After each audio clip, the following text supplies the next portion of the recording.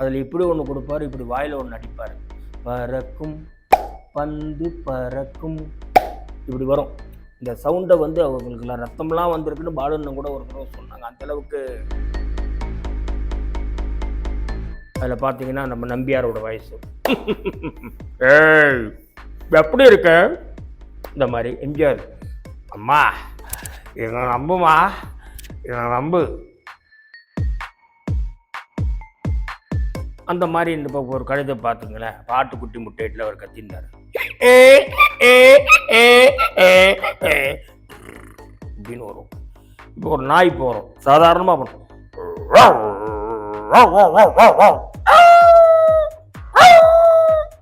இது நம்ம ரோட்டில் கேட்குறோம் சாதாரணமாக. இப்போ பறவைகள்னு பார்த்தோம், இப்படி போகும். தண்ணியை வச்சு இப்படி மைக்கு காமிச்சேன். அந்த சவுண்ட் எனக்கு கொஞ்சம் நல்லா இருந்தது.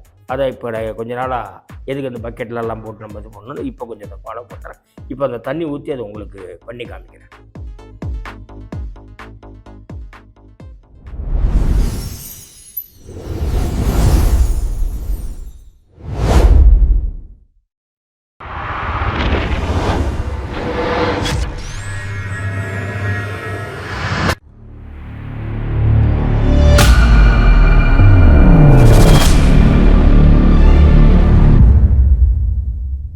மாத்தியோசி மற்றும் மௌனராக முரளி சேனல் நேயர்கள் அனைவருக்கும் வணக்கம். நான் உங்கள் ஹர்ஷினி. இசை என்றாலே நமக்கு எல்லாருக்குமே என்ன தெரியும்? இன்ஸ்ட்ருமெண்ட்ஸால வாசிக்கிறது தானே.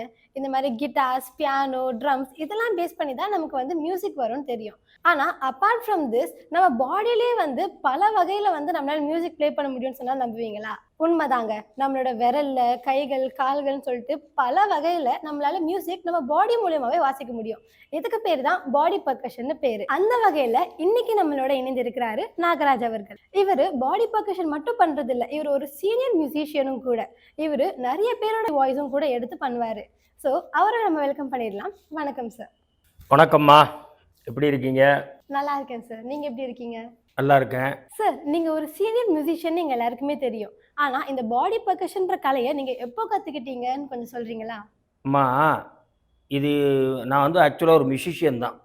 அதாவது எங்கள் அம்மா வந்து ஒரு பெரிய சிங்கர். அப்போ சின்ன வயசில் இருக்கும்போது எங்கள் ஃபேமிலியே மியூசிக் இதில் தான் இருந்தாங்க. அப்போ நான் எங்கள் அம்மா கச்சேரிலாம் பண்ணும்போது சும்மா எடுத்து இதெல்லாம் தட்டிகிட்டு இருந்தேன். அப்படி தான் நான் வந்தேன். எங்கள் தாத்தா வந்து ஒரு பெரிய மிமிக்ரி ஆர்டிஸ்ட்டு. அவர் வந்து எப்படின்னா வாயில் உடுக்கு வாசிப்பார், மோர்சிங் அந்த மாதிரி ஒரு இதெல்லாம் பண்ணிகிட்டு இருந்தார். அந்த நேரத்தில் வந்து நான் டைமிங் இன்ஸ்ட்ருமெண்ட்டெல்லாம் சின்ன சின்ன இன்ஸ்ட்ருமெண்ட் தான் வாசிக்கிட்டு இருந்தேன். அப்போ வந்து எனக்கு சங்கர் கணேஷில் ரெக்கார்டிங் வாசிக்கிற சந்தர்ப்பம் கிடைக்கும்போது பழைய எல்லா விதிலையும் புகழ்பெற்ற சதன் அவர்களோட நட்பு எனக்கு கிடைச்சிது. அதாவது சதன் அண்ணன்னா அவர் பண்ணாத மிமிக்ரி ஆட்டி எதிர் கிடையாது. அவர் பண்ணாத இதில் அவருக்கு உடம்புல எல்லா இடத்துலையுமே ஒரு சவுண்டு வரும். உதாரணத்துக்கு ஒன்றும் இல்லை, இந்த பறக்கும் பந்து பறக்கும்ன்ற ஒரு பாட்டெல்லாம் இருக்குது. அதில் இப்படி ஒன்று கொடுப்பார், இப்படி வாயில் ஒன்று அடிப்பார். பறக்கும் பந்து பறக்கும் இப்படி வரும். இந்த சவுண்டை வந்து அவங்களுக்குலாம் ரத்தம்லாம் வந்திருக்குன்னு பாலுன்னு கூட ஒரு தடவை சொன்னாங்க. அந்தளவுக்கு அவங்கெல்லாம் நிறைய அவங்களெல்லாம் பார்த்து இவங்க எப்படி இதெல்லாம் பண்ணுறாங்க, எப்படி நமக்குன்னு ஒரு சாதாரணமாக எடுத்துக்கிட்ட ஒரு விஷயந்தான். அந்த நேரத்தில் நான் மிமிக்ரிலாம் பண்ணுவேன். மிமிக்ரியில் பார்த்தீங்கன்னா அந்த ட்ரெயின் எஃபெக்ட் வந்து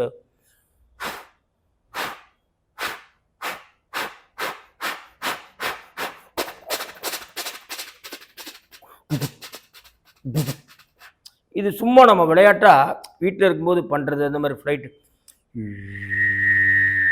இந்த மாதிரி ஒரு எஃபெக்ட்லாம் சும்மா பண்ணிகிட்டு இருக்கும்போது ஏன் நம்ம அந்த உடம்புல இருக்கிற ஐட்டம், இந்த மிருகங்களோட ஒவ்வொரு இதெல்லாம் நம்ம பண்ணலான்னு ஒரு ஐடியா வந்தது. அப்போ நான் கச்சேரி வாச்சிட்டு மிமிக்ரி என்னை விடுவாங்க. மிமிக்ரியில் பார்த்தீங்கன்னா ஒரு 4-5 வாய்ஸ் பண்ணுவேன். அதாவது பழைய நடிகர்கள் தான், இப்போ இருக்கிற நடிகர்கள் எனக்கு தெரியாது. நான் விட்டே கிட்டத்தட்ட 30 வருஷம் ஆச்சு மிமிக்ரி. அதில் பார்த்தீங்கன்னா நம்ம நம்பியாரோட வயசு. ஏய் எப்படி இருக்க? இந்த மாதிரி எம்ஜிஆர், அம்மா இதை நம்புமா, இதை நம்பு. அப்புறம் லூஸ் மோகன் வந்து என்னை கொஞ்சம் பிரபலப்படுத்தி விட்டது. அதாவது கச்சேரி வாசிச்சுட்டே பாதியில் இருக்கும்போது எல்லாருக்கும் வணக்கம் நைனா இப்படி வரும். அப்புறம் அந்த எம்ஆர் ராதாவோடது வரும். அந்த எம்ஆர் ராதா மேலே எனக்கு எப்படி ஒரு மோகம் போச்சுன்னா, பலே பாண்டியா படத்தில் ஒரு அந்த நீயே எனக்கு பாடுற ஒரு மேட்டரில் எனக்கு அது அப்படியே அந்த ஜதியும் கேட்டுக்கணும்னு சொல்லிட்டு வணக்கம் நாட்டில் எல்லாரும் அந்த மாதிரி ஒரு வாய்ஸ் அவர். அதில் வந்து அந்த ஜதி பாடிருப்பார். இந்த மாதிரி அப்புறம் ஜதிக்கு வந்தேன். அப்படியே ஒவ்வொரு இன்ஸ்ட்ருமெண்ட்டாக வாசித்தேன். வாசித்து வரும்போது தான் அதில் வந்து பருவமே பாட்டுக்கு வந்து இப்படி வாசிச்சிருப்பாங்க. ஆக்சுவலாக 2 பேர் இப்படி வச்சு வாசிச்சுட்டு வருவாங்க. பருவமே 2 பேர் வச்சுருக்கும்போது அந்த சவுண்டு வந்து 4 பேர் இந்த 4 சவுண்டாக வர்றதுனால நான் என்ன பண்ணேன், சரி தொப்பை தான் இருக்கே, இந்த தொப்பையில் வாசிக்கலாம்னு சொல்லி தான், அதாவது பருவமேன்னு வரும் அந்த பாட்டு. அப்படியே பண்ணது தான் இந்த பாட்டு. அதே மாதிரி இந்த பாட்டில் பார்த்தீங்கன்னா வாயிலே வரும். அது ரிதமில் பண்ணியிருப்பாங்க. சரி நம்ம ஏன் இதை எடுத்து பண்ணக்கூடாது, பச்சை மலை பூன்னு ஒரு சாங் இருக்குது, அதில் பண்ணக்கூடாது, ஏன் இப்படி பண்ணக்கூடாதுன்னு ஒரு ஐடியா வந்தது. அப்படி வந்தது தான் இதில் இன்றைக்கி கச்சேரின்னு போயிட்டு அப்படி அப்படியே வந்துட்டுருக்கேன். மிமிக்ரின்றது அது அப்போ முடிஞ்சிருச்சு. சில பழைய ஏதாவது இது வந்ததுன்னா அந்த மிமிக்ரி இது பண்ணிக்குவோம்மா. சூப்பர் சார், ரொம்ப நல்லாவே பண்ணீங்க. நான் ஒரு கேள்வி தான் கேட்டேன், ஆனால் என் லிஸ்ட்டில் இருக்கிற எல்லா கேள்விக்குமே நீங்களே பதில் சொல்லிட்டீங்க. இருந்தாலுமே நீங்கள் சொன்னதில் நான் ஒன்று பிடிச்சிட்டேன். நீங்கள் மிருகங்கள் மற்றும் பறவையோட சவுண்ட்ஸ்லாம் வந்து நல்லாவே கொடுப்பேன்னு சொல்லியிருந்தீங்க. அது கொஞ்சம் சொல்கிறீங்களா? மிருகங்கள் நம்ம சாதாரணமாக போகிறோம், அதெல்லாம் நம்ம உன்னிப்பாக கவனிக்கிறது இல்லை. என்னென்னா எங்கள் தாத்தா வந்து நான் சொன்னேன்ல இந்த மாதிரி உடுக்கு மோர்சிங்லாம் வாயில் வாசிப்பாருன்ற மாதிரி பண்ணும்போது, அதில் வந்து ஒரு கழுதை கத்துறது இதெல்லாம் பண்ணுவார். அதைத்தான் எங்கள் மாமா வந்து ஒரு படத்தில் கத்தியிருந்தார். அதாவது 16 வயதிலேன்னு ஒரு படத்தில் அந்த கழுதை சவுண்டு வந்து அப்படியே எங்கள் தாத்தா பண்ணுற மாதிரி எனக்கு வந்து எங்கள் தாத்தா பண்ணுற மாதிரி தான் இருக்கு. எனக்கு சின்ன வயசில் பார்த்துருக்கேன். அந்த மாதிரி இப்போ ஒரு கழுதை பார்த்துங்களேன், ஆட்டுக்குட்டி முட்டையிட்டில் அவர் கத்தியிருந்தார்.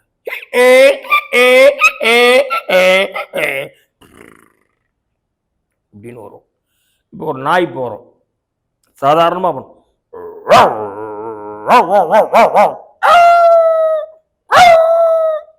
இது நம்ம ரோட்டில் கேட்குறோம் சாதாரணமாக. இப்போ பறவைகள்னு பார்த்தோம்,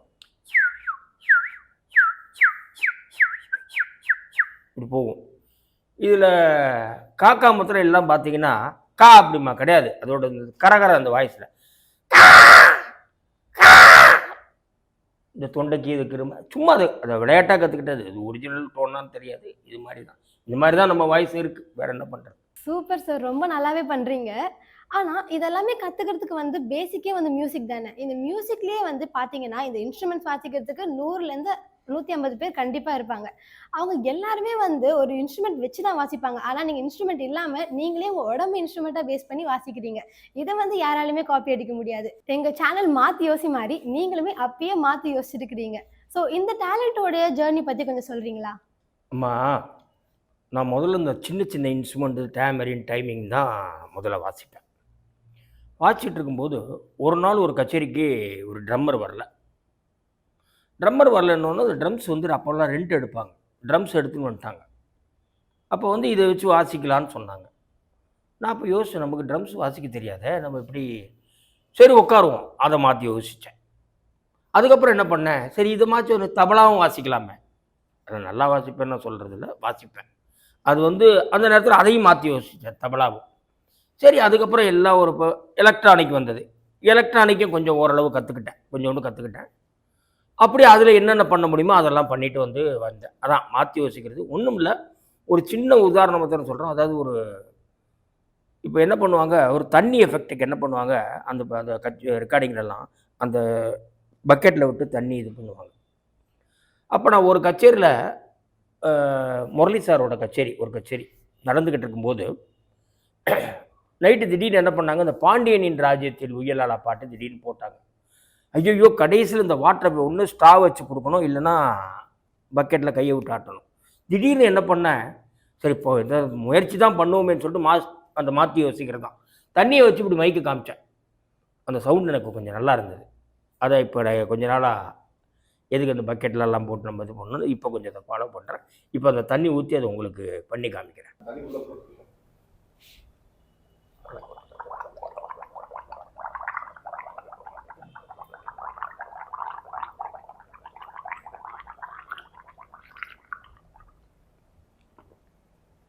இந்த மாதிரி பண்ணேன்.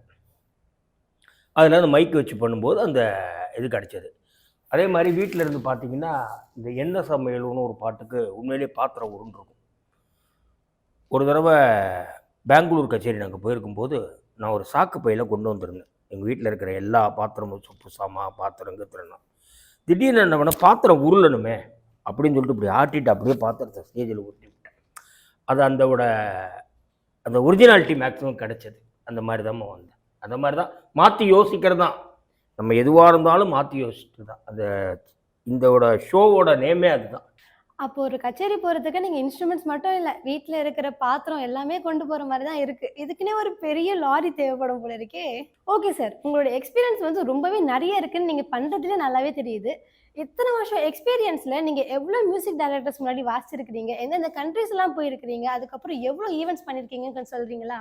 ஆமாம், நான் எக்ஸ்பீரியன்ஸ் பார்த்தா நான் சின்ன வயசுலேருந்து வாச்சேன். நான் கச்சேரி ஒரு சம்பளம்னு ஒன்று வாங்கினது பார்த்தா எனக்கு தெரிஞ்சு 45 வருஷத்துக்கு மேலே ஆகுது. ஏன்னா அப்போ ஃபேமிலியிலேருந்து போய் தனியாக வெளியிலலாம் கச்சேரி போய் 45 வருஷம் ஆகுது. நான் கிட்டத்தட்ட நிறைய கண்ட்ரி போயிட்டேம்மா. ஆஸ்திரேலியாவிலேருந்து யூரோப்பு, அப்புறம் இந்த பக்கம் சவுத் ஆஃப்ரிக்கா, அப்புறம் அங்கே ஆஃப்ரிக்கா சிங்கப்பூர், மலேசியா, சிலோனு, எல்லாம் கிட்டத்தட்ட எனக்கு தெரிஞ்சு எல்லா ஊருமே சுற்றிட்டேன்.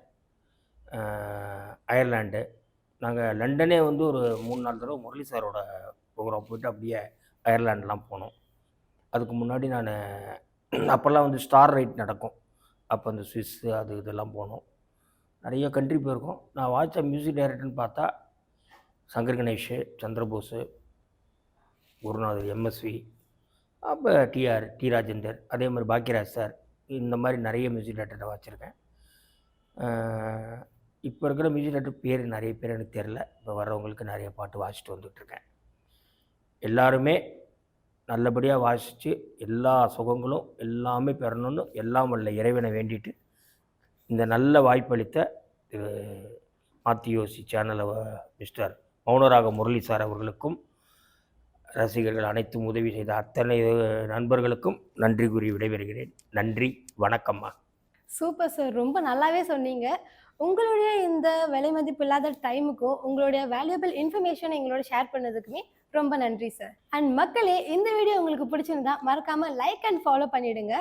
இதே மாதிரி இன்னும் நிறைய வேல்யூபிளான இன்ஃபர்மேஷன் மாத்தி யோசி மூலியமா நீங்க பார்க்கறதுக்கு எங்க சேனலை சப்ஸ்கிரைபுமே பண்ணிடுங்க. நன்றி, வணக்கம்.